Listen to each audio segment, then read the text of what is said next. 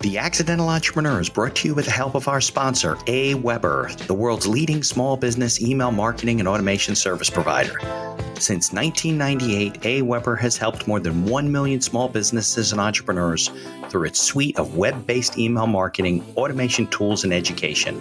AWeber, the best option when it comes to marketing your business. The podcast is also brought to you by the Alternative Board. Since 1989, the Alternative Board, or TAB, has been one of the leading peer advisory and business coaching organizations for independent business owners and CEOs across the world. By facilitating peer advisory boards, private one-on-one coaching, and strategic planning services, TAB helps business owners improve their businesses in ways that change their lives. And be sure to check out our affiliate sponsor, One of One Productions, the New Jersey-based podcast studio that produces and edits both audio and video podcasts. They sell equipment for the avid podcaster and have even created a guesting kit exclusively for our listeners. And be sure to support the podcast by ordering some logo merchandise from our online store. Listen to all of our sponsors' commercials later in this episode and follow their links in the show notes to learn more about their products and services. With the bottom falling out on construction, and we're looking for ways to raise money.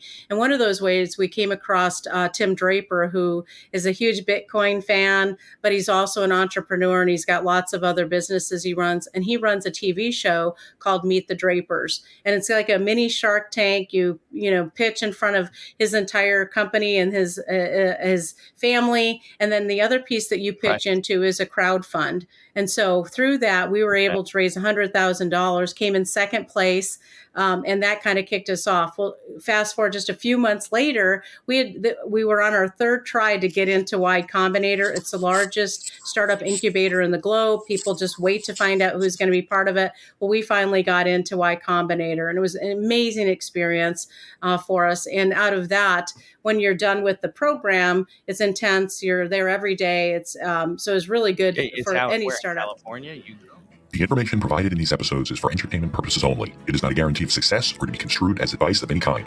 You should always seek advice from local licensed professionals before making any decisions. The dictionary defines an entrepreneur as a person who organizes and manages any enterprise, especially a business, usually with considerable initiative and risk.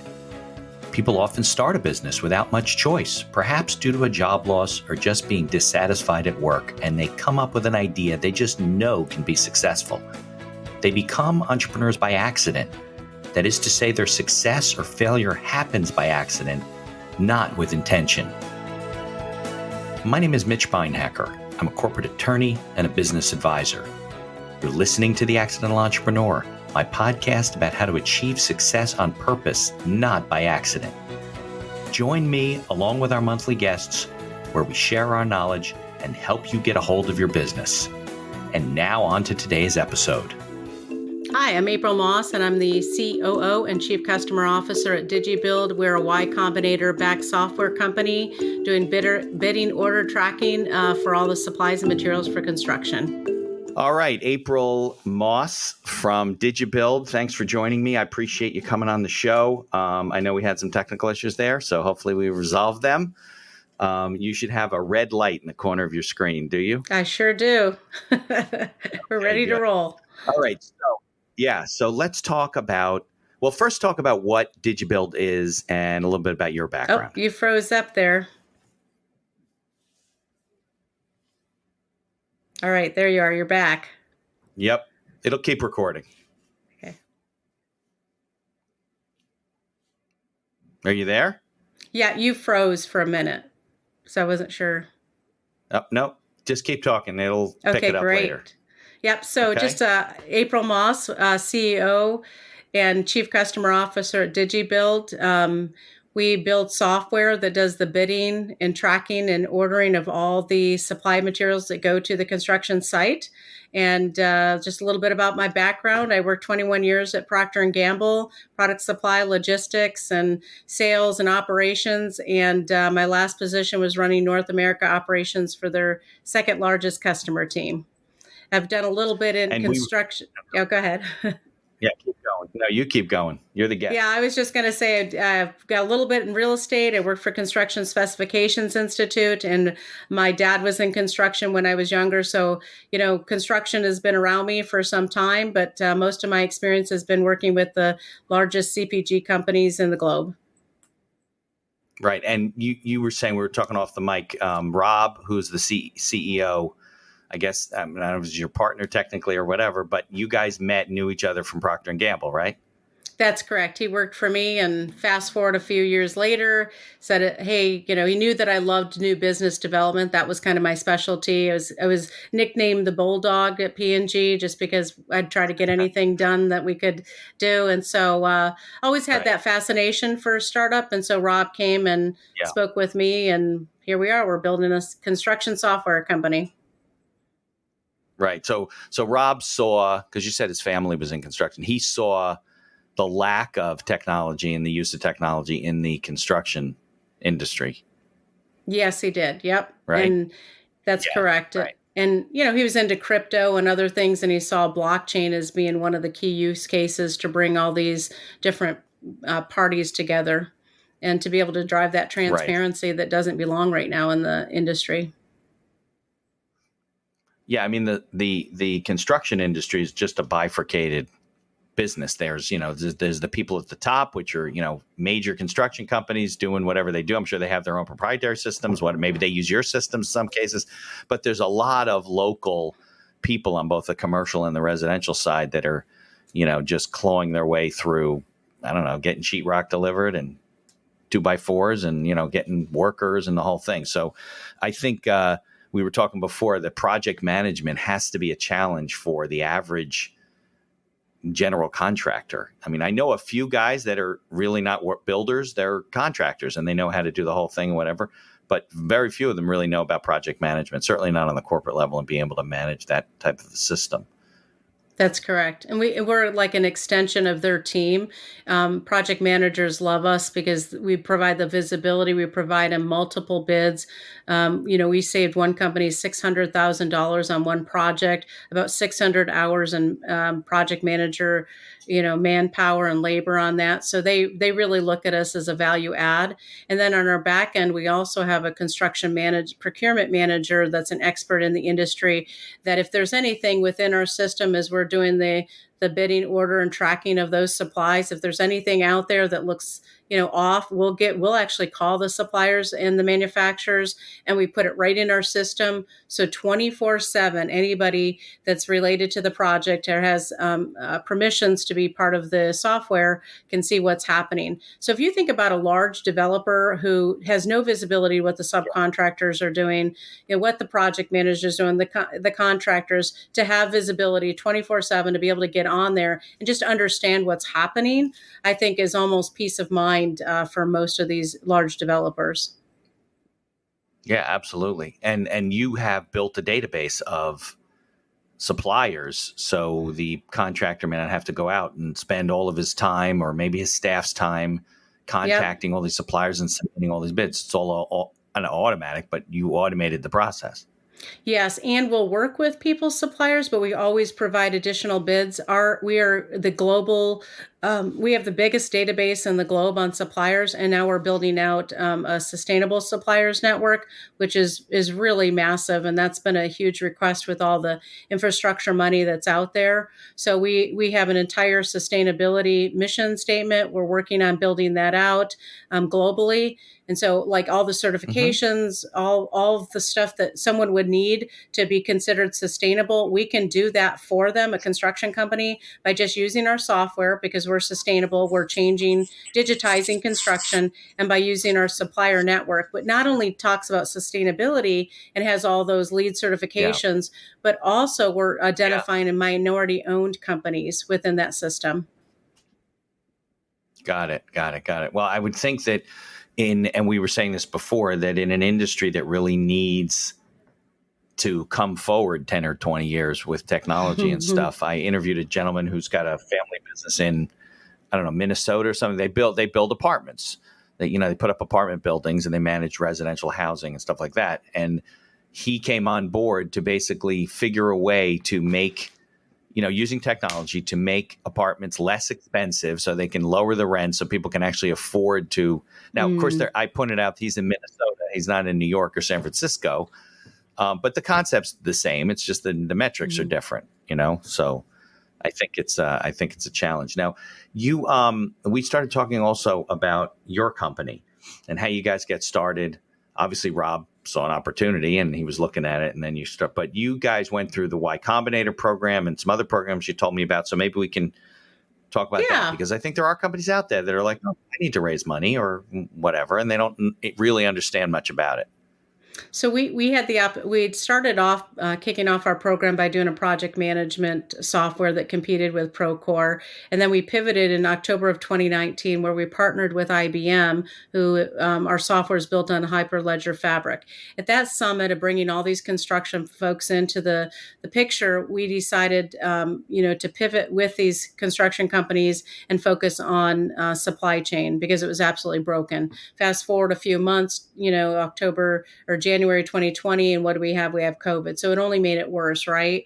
And so we were looking at ways to, with the bottom falling out on construction, and we're looking for ways to raise money. And one of those ways, we came across Tim Draper, who is a huge Bitcoin fan, but he's also an entrepreneur, and he's got lots of other businesses he runs. And he runs a TV show called Meet the Drapers. And it's like a mini Shark Tank. You pitch in front of his entire company and his family. And then the other piece that you pitch into is a crowd fund. And so through that, we were able to raise $100,000, came in second place, and that kind of kicked us off. Well, fast forward just a few months later, we were on our third try to get into Y Combinator. It's the largest startup incubator in the globe. People just wait to find out who's going to be part of it.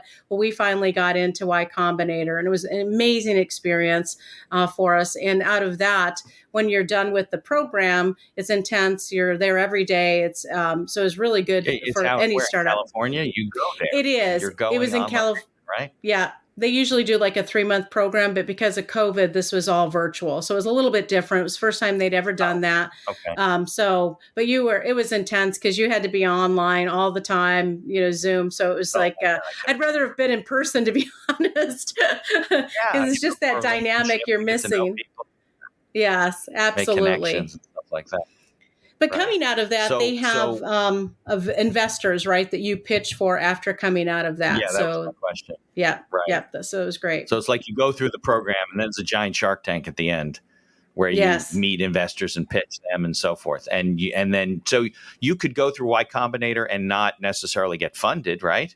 Absolutely. A lot of companies that go through Y Combinator don't. I don't remember what the percentage was, but it's pretty low. And but you have that opportunity to go do it. And a lot of the investors they have are Series A and beyond. They do have a group of, pre-seed that we've pitched to. But what it did do, it gave us that media outreach and outlook that we were able to go after a lot of family offices, a lot of individuals. And what's really exciting for us is that a lot of our investors came from the industry. So Ralph and Tracy, who sold PlanGrid to Autodesk, they're advisors, and they also invested us. We've got several billion-dollar construction companies that have invested in us. Harvard invested in us in their areas. So we've got Cathis Investors, Bluefield Capital, all these companies that are somehow linked to construction. Really, most of them are from the industry, which is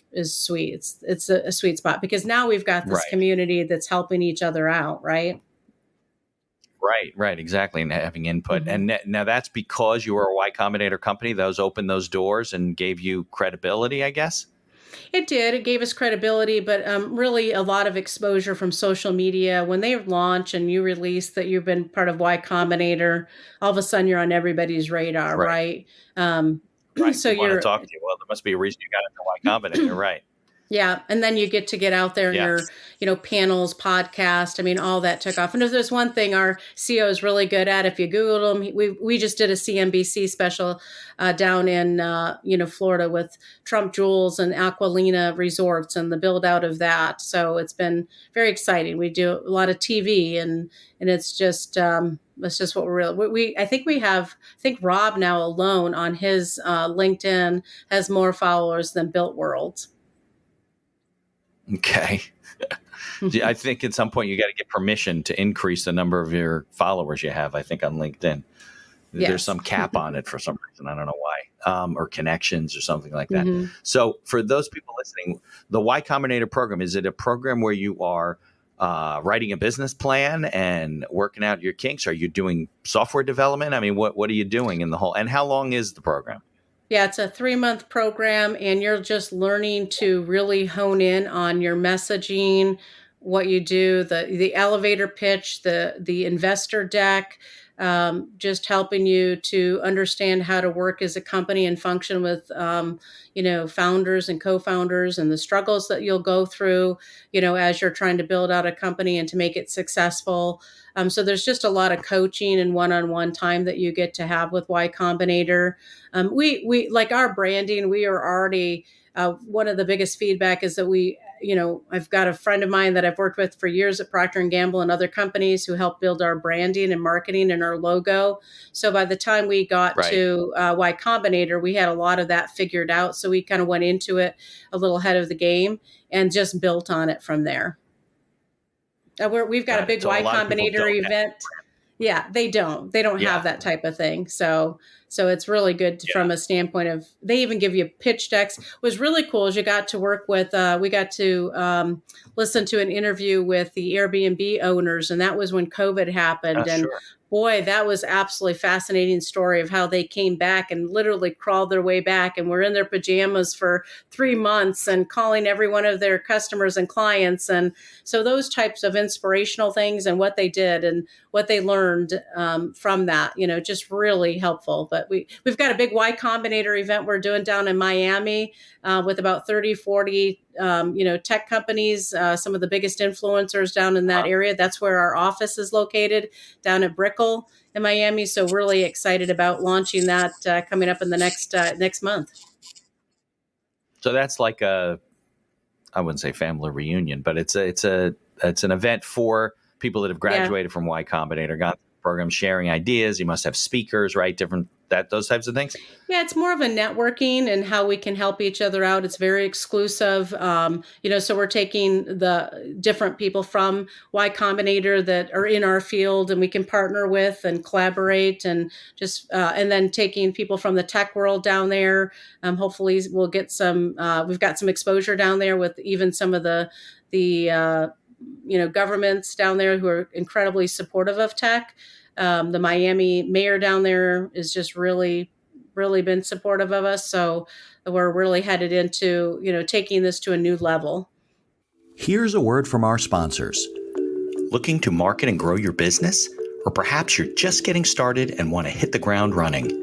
AWeber is the best choice for online email marketing and automation of your business. From maintaining a subscriber list to drip campaigns and landing pages, AWeber gives you tools and integrations that make marketing easy and fun. As our partner and sponsor, we use all their tools to promote the podcast and market our law firm. AWeber, the best alternative for online marketing. For over 30 years, the Alternative Board, or TAB, has built a thriving community of forward-thinking CEOs and business owners who want to radically improve their companies. Through unique combinations of one-on-one business coaching, participation in monthly TAB board meetings with other non-competing owners, a suite of strategic tools, and customized strategic planning workshops, TAB membership can deliver greater strength to your business and a better work-life balance for you and your family. All packaged in a streamlined and affordable service that the people at TAB invite you to try risk-free. Maybe you're looking to get into podcasting, or you just want to market your business. Maybe you want to do it for enjoyment, or because you have a message you want to get out there. One of One Productions is a New Jersey-based studio just over the George Washington Bridge that caters to the booming business of podcasting. They offer a comfortable atmosphere using the latest technology available to record your podcast. And they are a full-service media company offering both audio and video production services, creating both audio and video podcasts, as well as video shorts for business and personal use.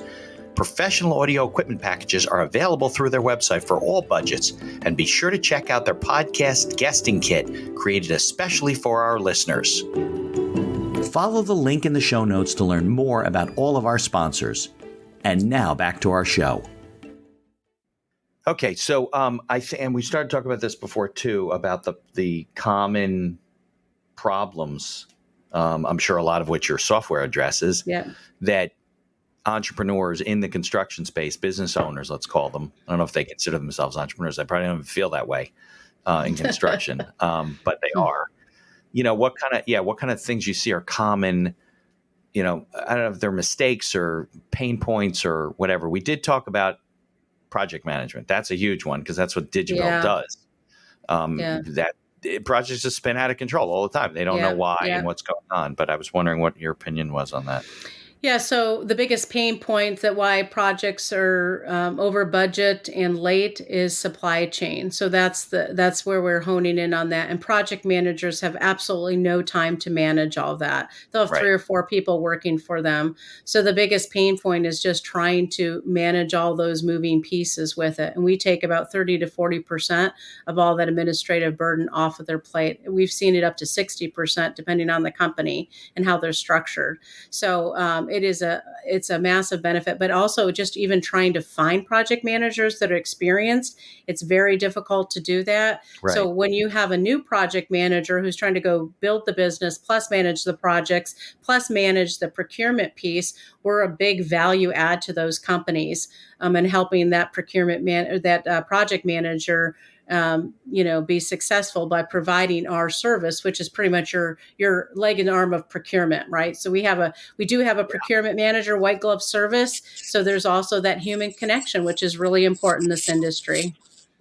Yeah, no, I would guess that every time I get a call from somebody about a contractor who hasn't called them back, we haven't heard from him in 6 months, it's probably a management issue. They can't get the supplies they have. They're running around trying to do everything themselves with their small staff, and they can't even get back to people. And and that's probably what's going on, even though the customer doesn't really know that. They don't want them to know that. Exactly. 100%. Yeah. Get people on. Yeah. What would you say are your challenges when it comes to the business? Our challenges, I think, are really, let me plug in my computer here real quick. I think our biggest challenge is helping to have a low friction way of people to be able to get into our system. Like, they're so busy right now that it's very difficult for them even to just get on the platform and put some basic initial information in there. And so that's why we have provided this white glove services that we work with them. And if we can get them, onboarded in an easy way, we find that they're very successful after that. So that, I know it sounds very simple, but people are just so busy that even getting on board onto a software. And then the other piece is that there's so many softwares out there, right? And, you think about Procter, and Procter is integrated with everybody in the world. We're integrated with Procter and Sage and QuickBooks and some of those other ones. But, when you're in Procter, you got to get out of one program and into another. And then you've got to train your entire organization onto it. So they can utilize us as an add-on. They can integrate. We're integrated with Procter, QuickBooks, or we're a standalone. So we've made this offering where we're integrated, but we can also be utilized as a standalone. And I think that option has really helped us, getting more customers. And then the other thing that we do is some people are kind of like, well, do you really do that? Can you really save me that money? It almost feels way too good to be true. Right.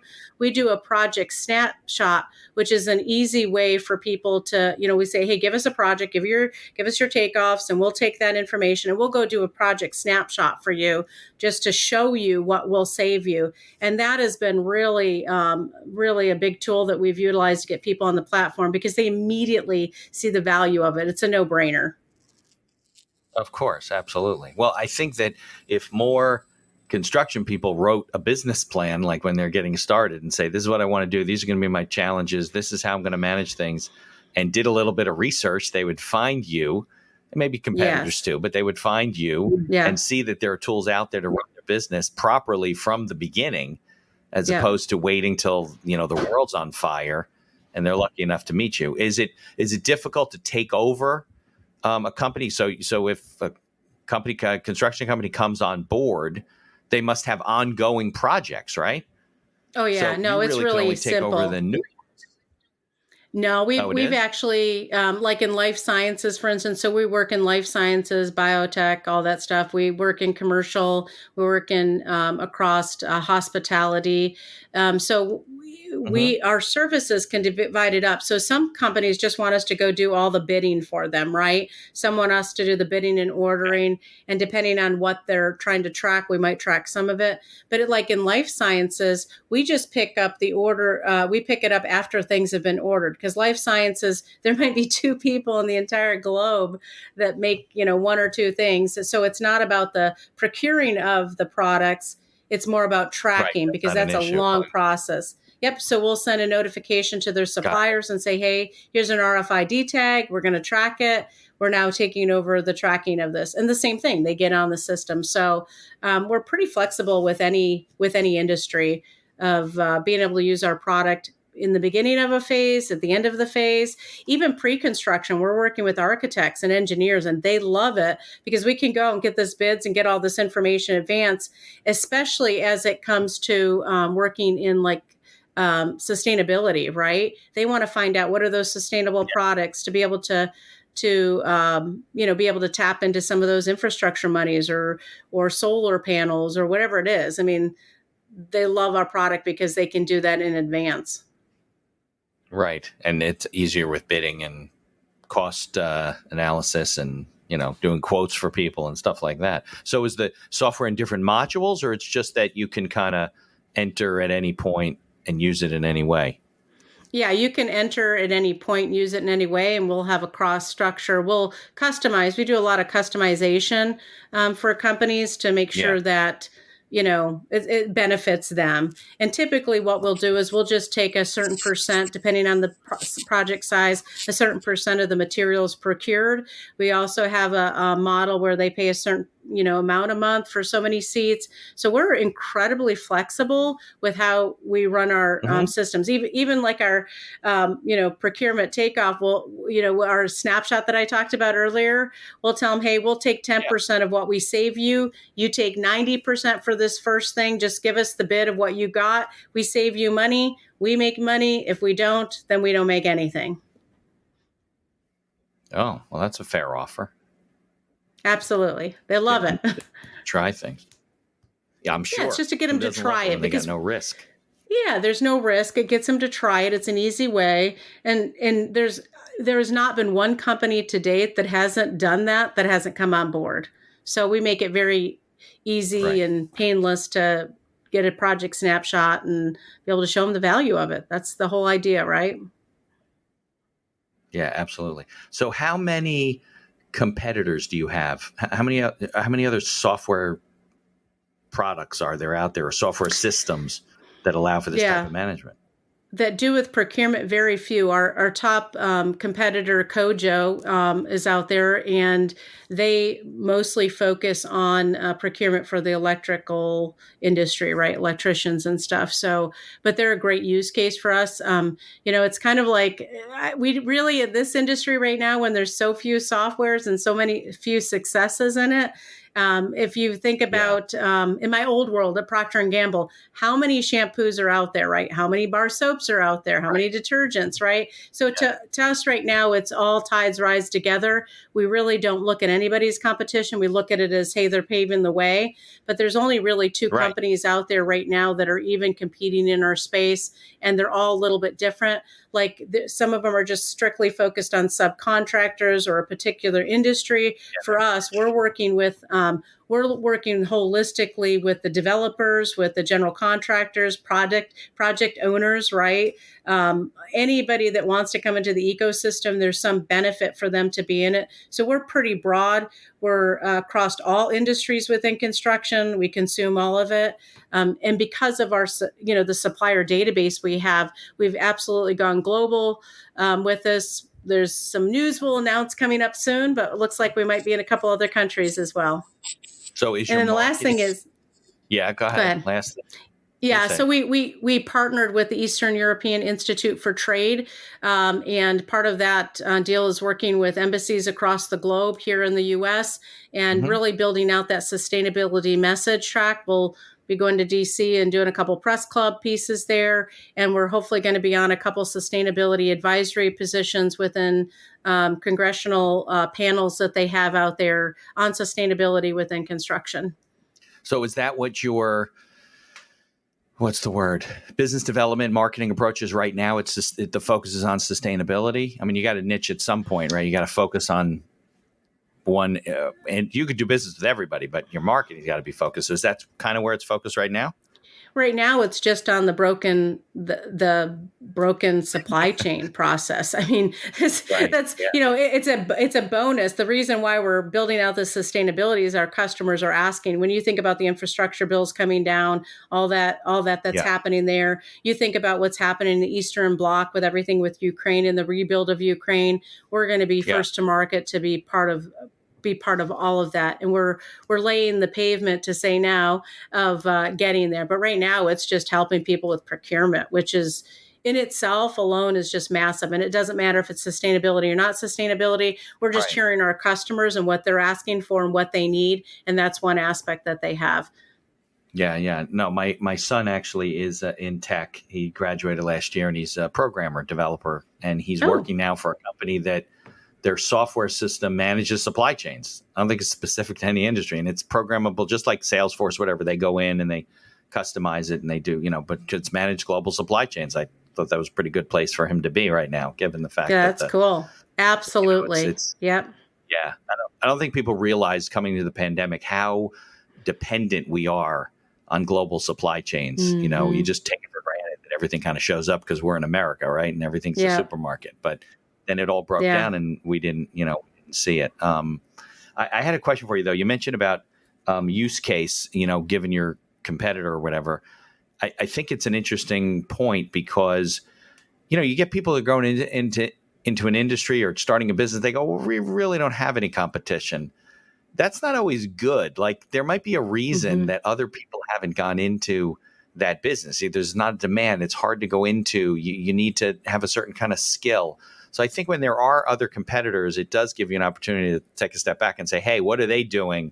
What did they fail at? And if there is a marketplace, I'm sure Procter & Gamble doesn't want to say, oh, we're the only bar of soap in the world. There'd be think people aren't using soap, So I guess that's helpful when it comes. I always wondered, though. I'll throw something out there that's I think it was the statistic was that 96% of the 96% of the population uses toilet paper. So I've always wondered, what are the other percent? It's like so funny. Well, there's somewhere where they can't get toilet paper. Maybe exactly. That's pretty funny. That's a lot of people, though. 4% of the world's population. Yeah, I think it was that. It could have been 98, but it was still enough that you're like, what? Right. There's funny things like that in the world. There's we were looking at the other day with when you talk about sustainability and environment. There's some I forget which car company, but they have a partial zero emission like standard or something. So how can you be partial zero anything? But it's based on some CARB standard in California. But it's pretty funny to think about that stuff. But statistics are funny. All right, so tell me if people want to. First of all, if they're in construction, obviously they can do a search, look up Digibuild, and connect with you guys. How else can they learn about your story? If somebody says, oh, I'm an entrepreneur in tech and I want to learn about Y Combinator, what should they do there? Is there a way to connect with you and learn from you on LinkedIn or something? Just send an LinkedIn for sure, or they can send something to info@Digibuild and I'll get their information there. We definitely talk with a lot of entrepreneurs and we like to partner with people. So if there's something, in sustainability, especially if you're a supplier out there and want to be part of our network, we don't charge anything for our suppliers. They get free access onto our system. They can upload their catalog. They can put all their credentials in there. So I went to New York Build and talked to 100 suppliers myself.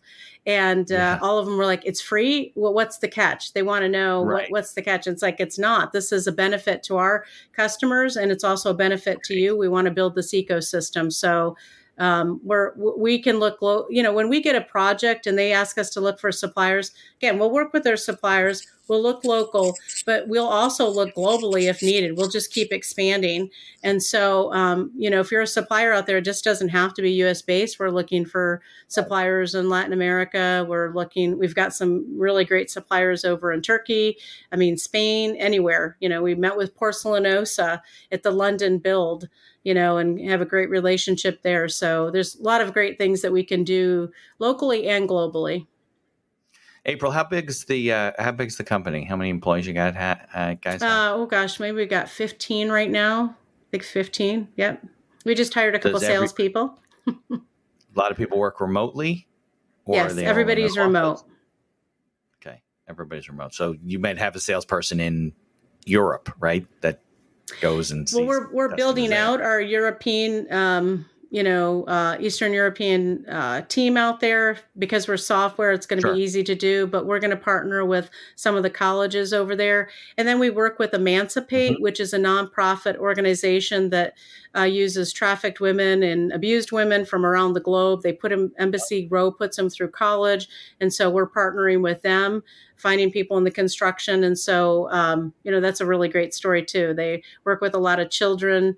There's a new trade mission that just launched working with, I think it's called Gen Therapies, but it's for, anyone with cancer and therapies that they're using gene therapy to use with children.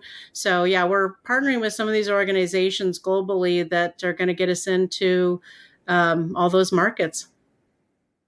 Yeah, sure. All right. Well, April, I can't thank you enough. I apologize profusely over the technical difficulties we had this morning. But let's stay in touch. I want to watch you guys grow and see as the construction industry changes like it should change. But I can't thank you enough for joining me this morning. I'd love to talk to your son about supply chain. Always looking to learn something new. Thank you for listening to this episode of The Accidental Entrepreneur.